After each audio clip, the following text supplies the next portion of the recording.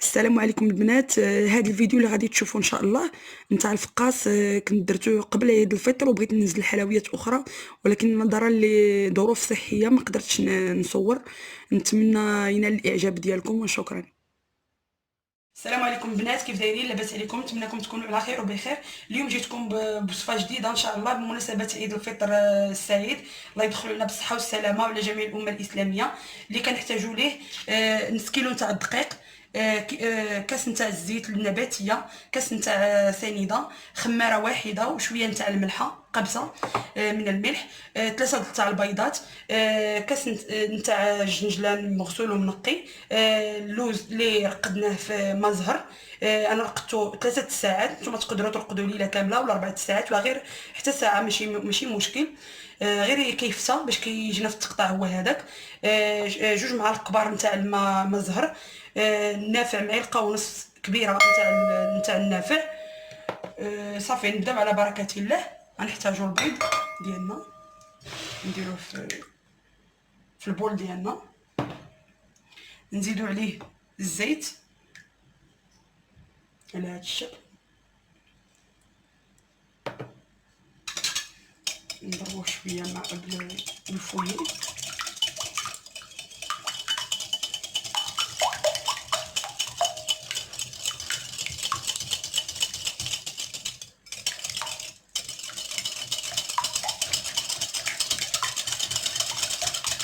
نضيفوا عليه سنيده،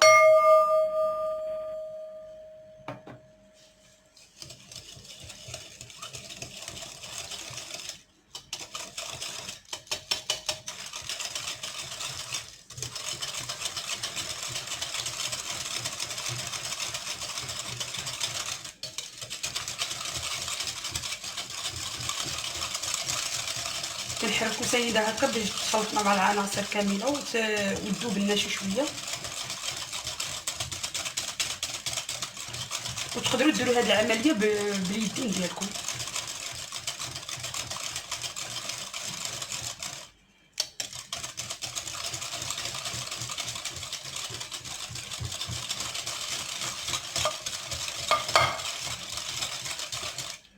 دابا غادي نزيد 2 معالق نتاع الماء زهر. الماء زهر تقدروا تنسموه حتى بالفاني، حتى هو كيجي زوين، ولكن انا كنفضل الماء زهر، كيجي بلدي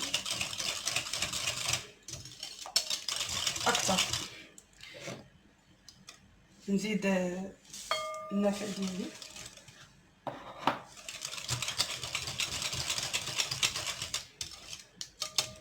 نزيد اللوز ديالي، نزيد الجنجلان،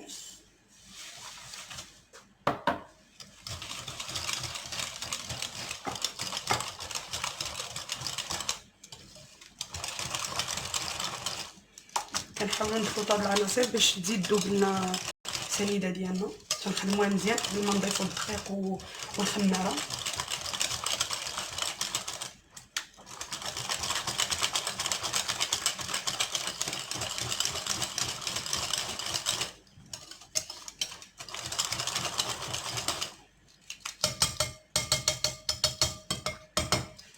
في هاد الاثناء نحطوا الفوي ديالنا، كنضيفوا الدقيق، كنزيدوا الخماره، كنزيدوا الخماره على الفرص ديالنا هو شويه تاع الملحه، وكنخلطوا بالايادي ديالنا هكا باش نضمن بانه راه العجينه ديالي كتكون شويه ما تكونش جاريه وما تكونش قاصحه. ما خاصهاش تجي قاصحه كتجي ما مزياناش، ولا ما خاصهاش تكون عاوتاني جاريه، تكون العجينه ديالنا خفيفه. والدقيق تنضيفو شويه بشويه حتى كنحسوا بالعجينه ديالنا راه متماسكه، وهي هذيك في الشده ديالها، وباش نحربلوها تجينا هي هذيك، ما تسيحليناش. كنضيفو شويه بشويه الدقيق ديالنا.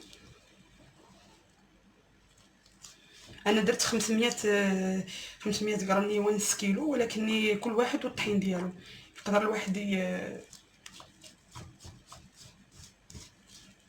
يقدر الواحد يزيد على حساب الخليط الدقيق، لانه كل دقيق وكيفاش كاين الدقيق اللي كيشرب دغيا وكاين الدقيق اللي ما كيتشربش دغيا، خاصك مازال تزيدي ليه.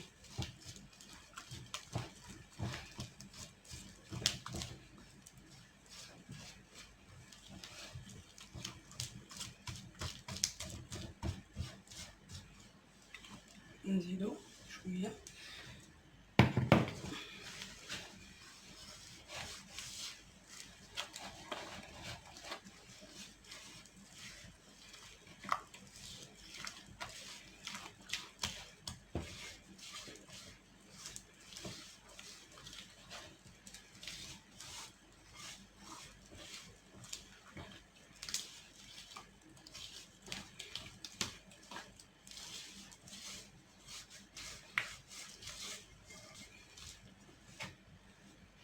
نضيفو الدقيق. انا غندخل الدقيق كامل في العجين ديالي.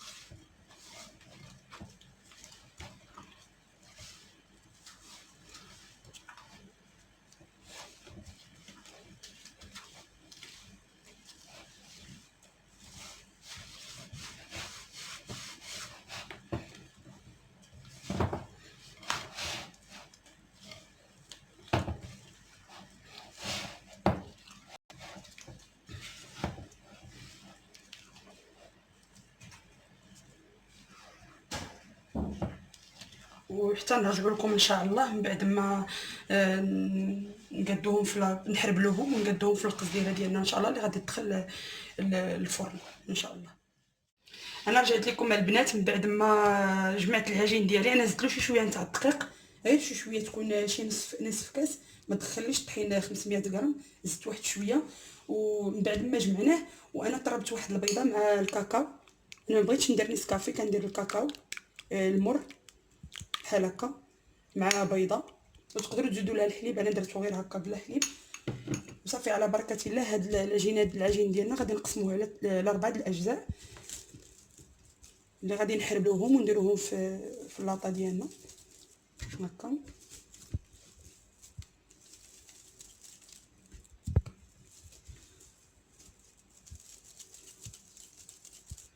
هكا والرابعه انا غادي نحرب لها. نحاولوا باش درت لها شويه الزيت باش ما تلصقش معايا، حيت ما جاياش قاصحه وما جاياش كما قلت لكم، تجي شويه شاده في راسها، ما مرخوفه ما قاصحه، تجي بين وبين باش يجيكم الفقاس ديالكم زوين، ما يتهرس ليكمش ويجيكم في المذاق زوين. على هذا الشكل هذا نديرو الحربو على هذا الشكل هذا هكا. غادي نحطوه في اللاطه ديالنا اللي درنا فيها ديجا بابي كويسون، ونحطوه على هذا الشكل هذا ونزيدو نديرو الحربول الثاني بحال الاولاني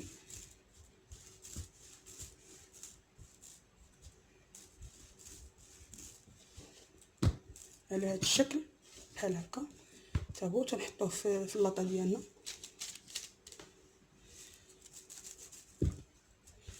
ونديرو نفس الاشكال حتى نكملو.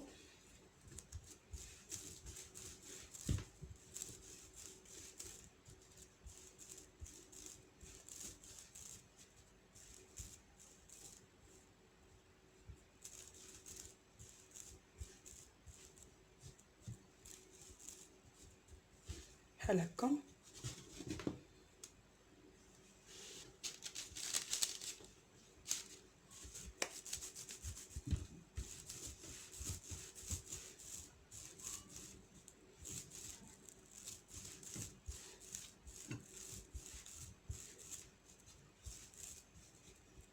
ما يكونوش رقاقين بزاف وما يكونوش غلاضين، باش هكا باش ما يجيوش الفقاس ديالنا رقيق وما يجيوش عاوتاني غليظ، لحقاش راه كاينه الخميره ديالنا اللي غادي بحال هكا. على بركه الله دابا غنكحزو كيف كيجيو على هذا الشكل هذا دابا غادي هذيك البيضه اللي درت مع الكاكاو ديالي المر، ولا تقدروا ديروها مع نيسكافي، تقدروا تزيدوا لها شويه د الحليب الا كانت كميه كثيره بحال هكا. نديرو البانسو ديالنا،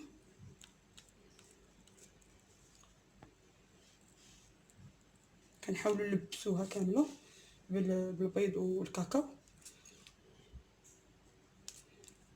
هذه غير اللون فقط، ماشي حاجه، ماشي على شي حاجه، غير اللون. كيجي الفقاس ديالنا مزيين بهذا اللون اللي كيكون كيجي مذهب. ملي كيدخل الفران كيجي مذهب فوق في الفران، كيجي واحد الشكل فيه زوين.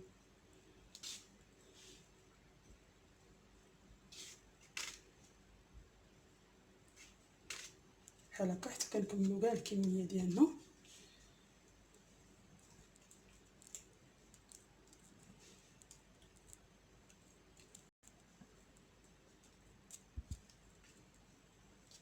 على هذا الشكل. دابا من بعد نديرو الفورشيط ديالنا ونبداو نديرو بحال خطوطه هكا، ولا نقدروا نديرو بحال هكا بحال زيكزاكي. انا اختاريت ندير بهذا الشكل هذا.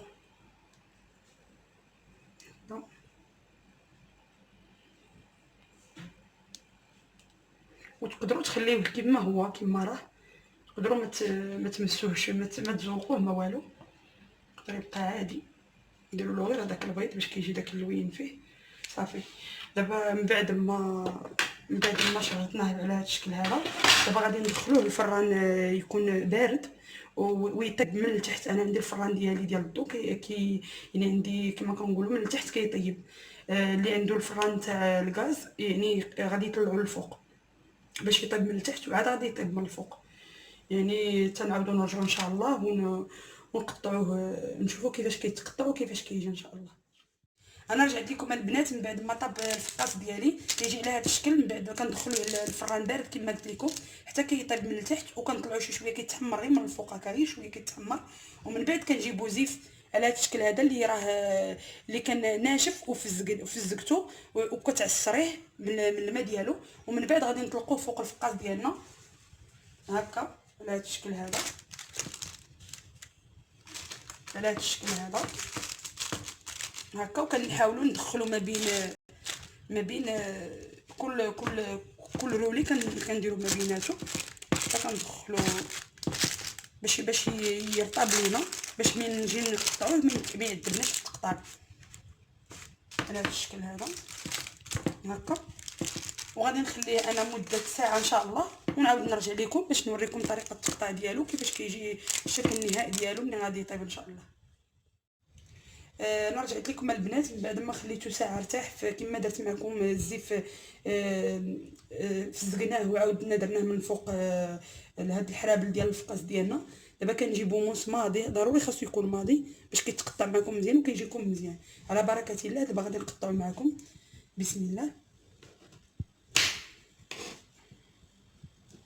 كتقطعوه نتوما بالقيس اللي بغيتو.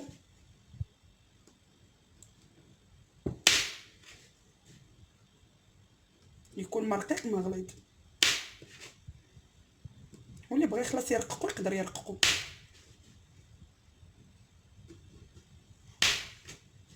باش يجي متساوي. ولا ما عندوش الموس يديرو بالكيتور، صافي الكيتور تيكون ماضي.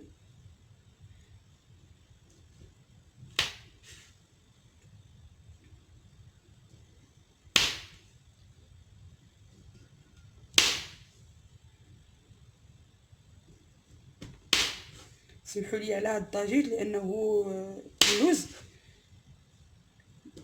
قاصح شي شويه وكيدير هذا الصوت هذا.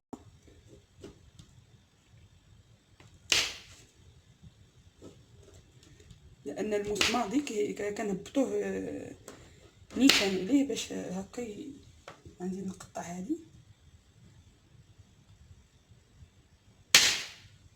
على هذا الشكل هذا. دابا من بعد غنجي نهز الفقيقصات ديالي حتى حاجه ما كتهرس بحال هكا تيجي. تنستفو في اللاطه ديالي ديال الفران على هذا الشكل هذا.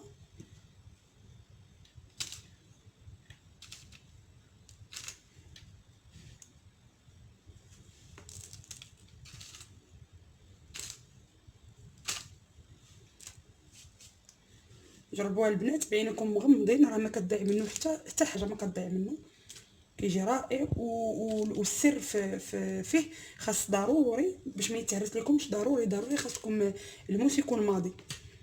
على هذا الشكل تيجي ضروري، خاص الموس يكون ماضي باش هكا تضمنوا ما غاديش يتفرس ليكم حتى شي حاجه. ونعاود معكم واحده اخرى.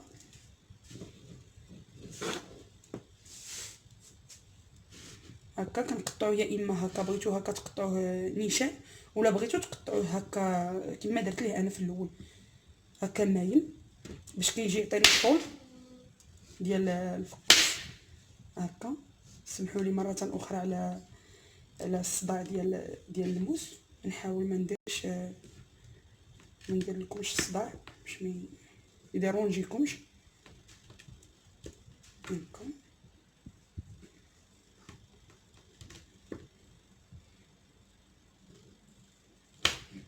نقدروا نقطعوه رقيق بحال هذا الشكل هذا، كيف ما بغيتو تقطعوه.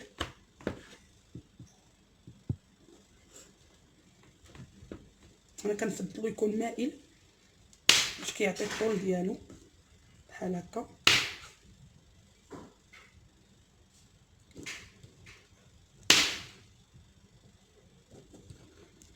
يعني كيجي ناجح 100%. ما تخافوش بانه زعما ما ينجح لكمش، تبعوا غير نفس المراحل اللي درت وان شاء الله غادي ينجح معكم. انا غادي نهزو عاوتاني الكميه الثانيه. كيجي على هذا الشكل، ما كيتهرس ما والو.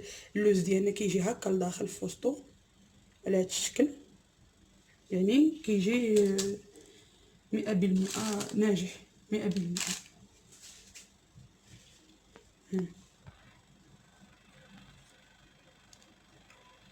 اللوز كيجي مقطع مزيان.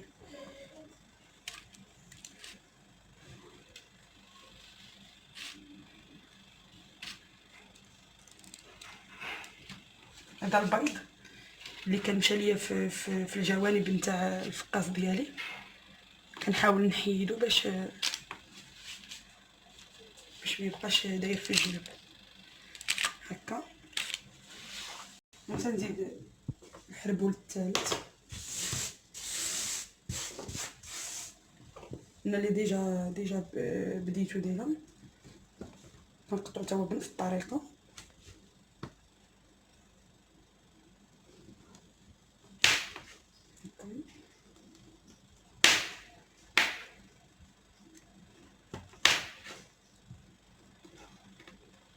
كاين اللي تيخليه ليله كامله، انا ما تنخليش ليله كامله،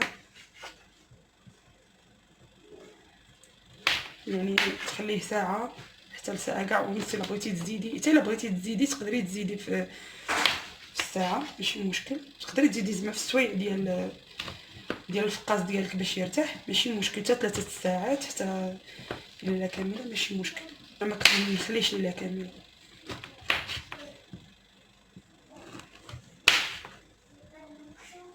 هكا على هذا الشكل هذا. ونبقى نكمل على هذه الطريقه حتى ان شاء الله نكمل كاع الفقيقسات ديالي. واش تشي البنات ما كيضيع منه حتى شي حاجه. ها اللي شاط يعني هانتوما كيف كتشوفوا ما كاين لا فراتت لا والو، يعني ما كيضيعش نهائيا. يعني جربوه بعينكم مغمضين. هادو الجوانب نتاع الحربول ديالنا يعني ما كيضيع منه حتى شي حاجه، يعني ناجح 100% كما قلت لكم البنات. وغادي نبقى انا في هذه الاثناء تنقطع الفقيقات ديالي حتى ان شاء الله نعاود نرجع لكم بعد ما نطيبو ونقدمو في طبق التقديم ان شاء الله ونوريكم الشكل النهائي. انا رجعت لكم البنات من بعد ما وجد الفقاس ديالي كيجي على هذا الشكل. كنحمرو غير شي شويه. نتمنى هنا الاعجاب ديالكم. راه كيجي ناجح 100% الا تبعتوا طريقه التحضير ديالو بلي ديتاي. وكما قلت لكم سر النجاح ديالو هو الموس، خاصو يكون ماضي مزيان. ونتمنى الى الاعجاب ديالكم والى فيديو اخر ان شاء الله.